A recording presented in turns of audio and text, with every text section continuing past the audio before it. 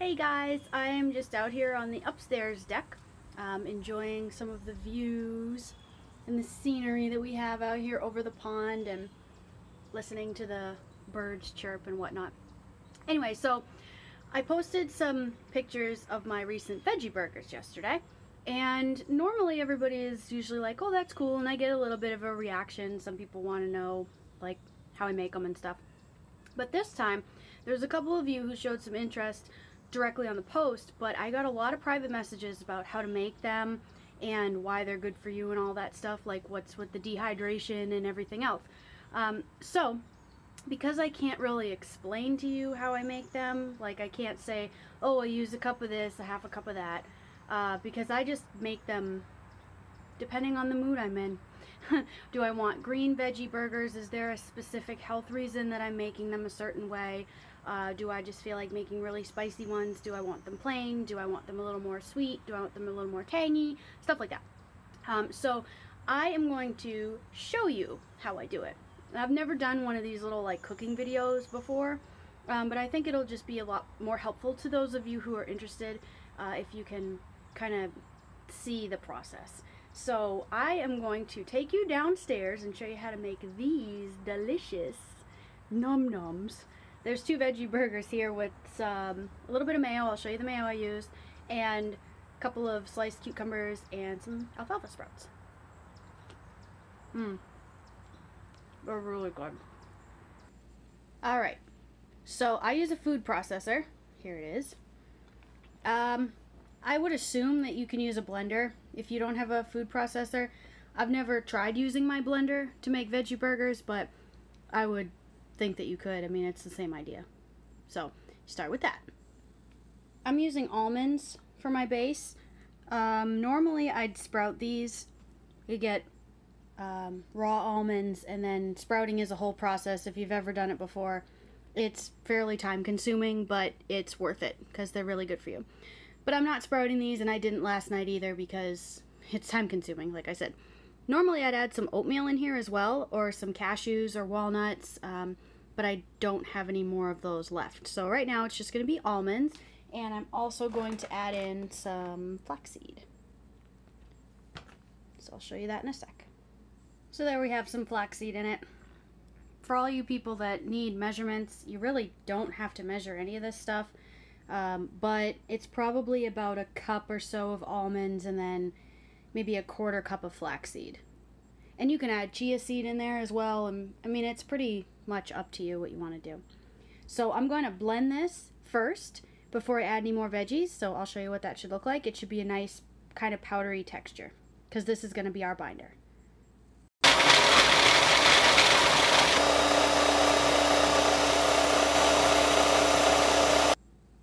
Okay, so you can see how it kind of looks like a flour. Nice and soft. Yes, I washed my hands, of course. Always wash your hands before you handle food.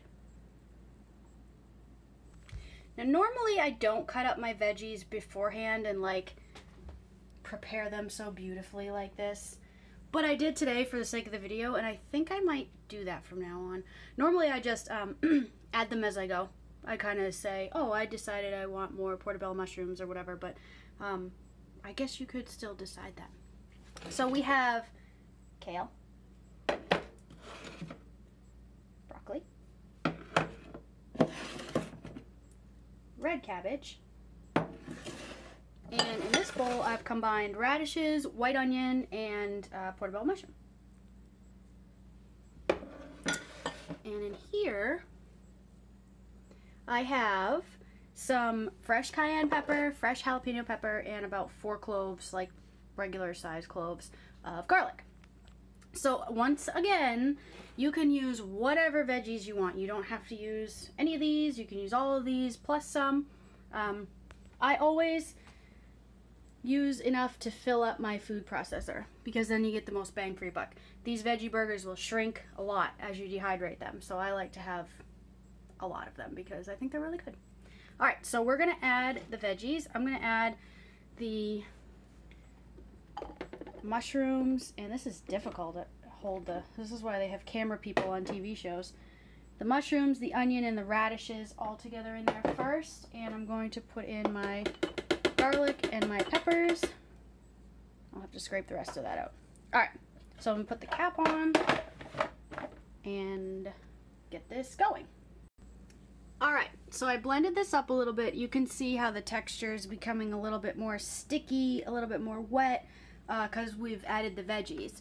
I like to kind of blend as I go, because you fill this up, like, look at, here's the kale, right? So we're going to put the kale in the food processor, and it takes up so much room that even when you push it down, it's like full. But we blend it, and all that space comes back. So you can see that there's still some chunks of kale, so that's okay as you're mixing to just, well, you know, stop the thing first. This one you can't stick your hand in there if the cap is off. It won't run. So hopefully everybody's has a safety feature. You never know, you never know. So you can push that down, you put the lid back on, however yours works, and then you continue processing. You want to get it like pretty smooth. Okay, so that's blended a lot better now. Let's see, to show you kind of what it looks like here. It's a lot more smooth. It's like sticky. Good stuff. So now we'll put in our broccoli, and I'll put the cabbage in too. Might as well.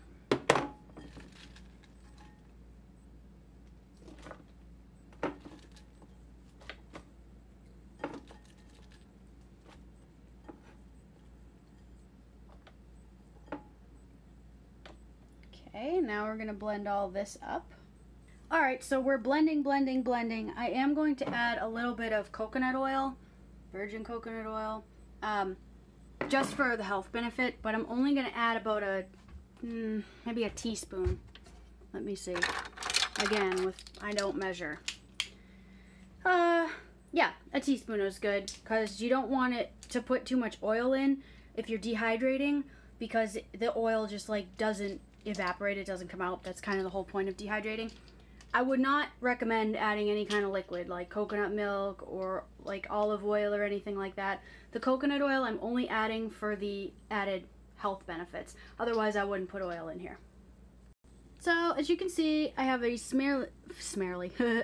fairly smooth consistency now with my veggie burger batter, I guess, whatever you'd call it. So I need to make a note that this recipe that I'm showing you right now, or this way that I do it, whatever you want to call it, is specifically for a dehydrator. I know you can bake them in an oven. I would recommend low and slow.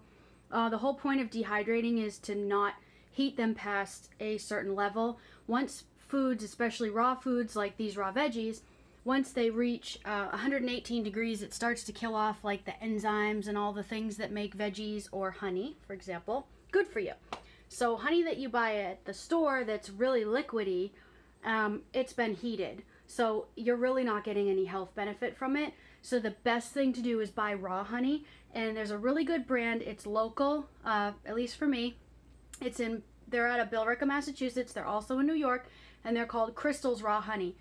I hate honey, but this brand is actually really good.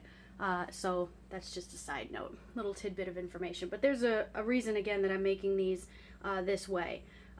So if you want more information on that, just let me know. And in the meantime, I'm going to prep the sheets in the dehydrator and show you how that works. And we'll put the veggie burgers on and go from there. So I'll be right back. All right, there's my dehydrator sheet. This is like, I just call it paper. I don't know what the terminology is for most of this stuff, so whatever. Anyway, this is the sheet. So this is what we're going to put the veggie burgers on.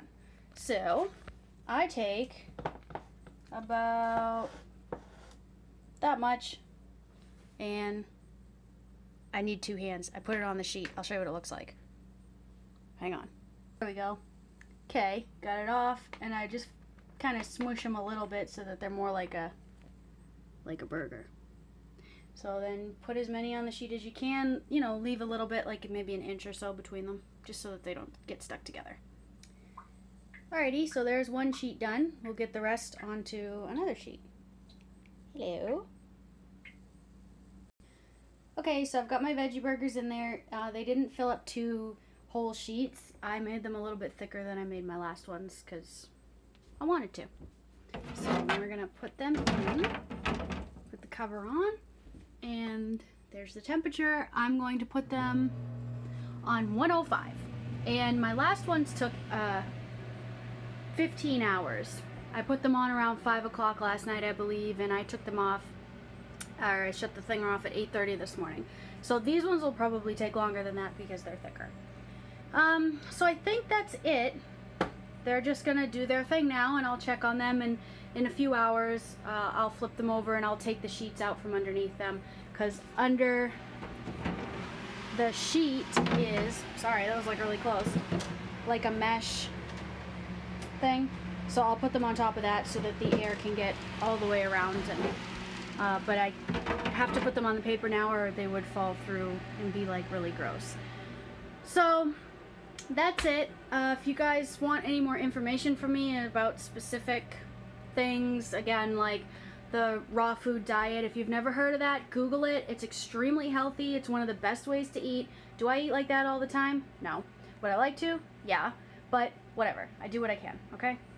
I always use organic veggies as much as I possibly can. Not getting into that debate, because everyone's got an opinion, but if you want to know why, message me, I will tell you, and you can make your own decision from there. What else? Okay, raw food diet, organic veggies, how to make them. I guess that's it. Alright guys, I hope that you enjoyed this and it wasn't too boring, and that it helps you to be creative and eat healthier and try out some veggie burgers. Alright, talk to you guys later. Bye!